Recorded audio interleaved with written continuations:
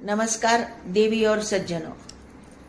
आज हम भगवान के सामने या भगवान के मंदिर में जो क्रिया करते हैं उसके कुछ नियम है। उस नियम के मैं आपको सवाल भी करूंगी और उसके जवाब भी बताऊंगी कि क्या करना चाहिए और क्या करना नहीं चाहिए, ये बताऊंगी। ये बहुत ही महत्वपूर्ण जानकारी है, इसे आप थोड़ा मन लगाकर ध्यान से सुनिए। तो पहला सवाल ये है कि भगवान के सामने रखे दीपक की ज्योति कभी भी दक्षिण दिशा की ओर क्यों नहीं होनी चाहिए? तो सुनिए इसका क्या जवाब है।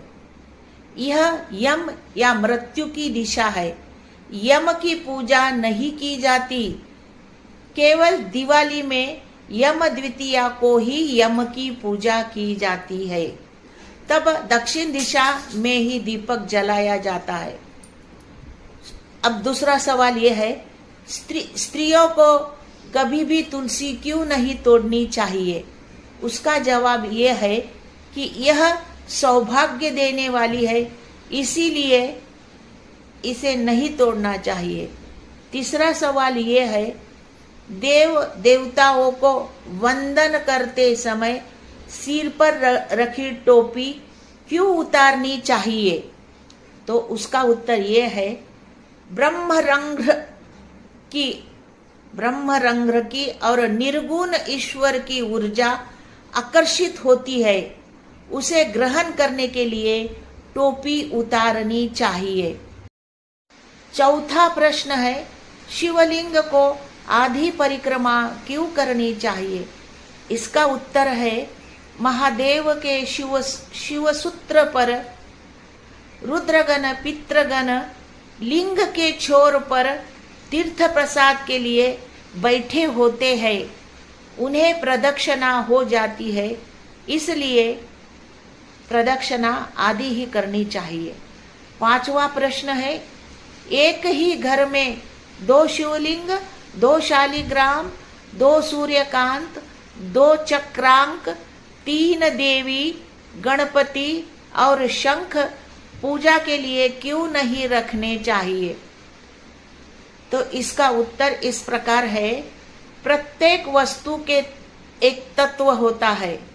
माँ बाप 2 नहीं होते, एक ही होते हैं। अद्वैत की पूजा करते हैं, द्वैत की पूजा नहीं की जाती, इसलिए।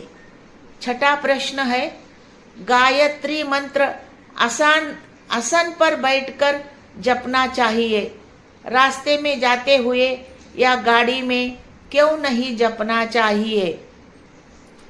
यह मंत्र राज है।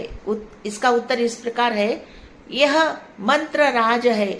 जिन मंत्रों में बीज होते हैं वे मंत्र पवित्र होकर आसन पर जपने चाहिए, क्योंकि चिंता की एकाग्रता महत्वपूर्ण है।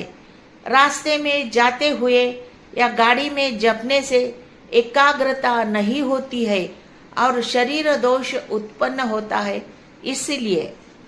सातवां प्रश्न है, शालिग्राम पूजा सम संख्या में करनी चाहिए, लेकिन सम में 2 क्यों नहीं करनी चाहिए? ये भी बहुत महत्वपूर्ण सवाल है। शालिग्राम स्वयंभू है, यह विष्णु का प्रतीक है। 2 शालिग्राम पूजा करने से कर्ता को उद्वेग और कलह होता है, इसीलिए।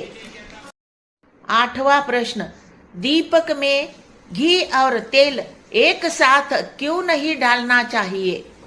इसका उत्तर है, घी सत्व तत्व और निर्गुण है, तेल रज तत्व और सगुण है, इसीलिए ये दोनों एक साथ नहीं डालने चाहिए, नहीं तो तम तत्व बढ़ेगा और राक्षसी संकट आएंगे, इसीलिए। 9वां प्रश्न, देव देवताओं के मूर्तियों या फोटो के चेहरे कभी भी दक्षिण दिशा में या एक दूसरे के सामने क्यों नहीं रखने चाहिए?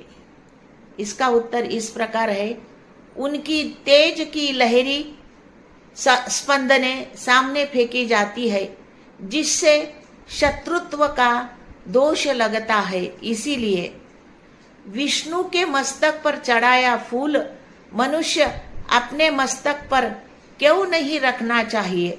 इसका उत्तर इस प्रकार है। फूल देवताओं के पवित्रक है। विष्णु तत्व और चैतन्य उस फूल में आता है, वह शक्ति स्वरूप हो जाता है।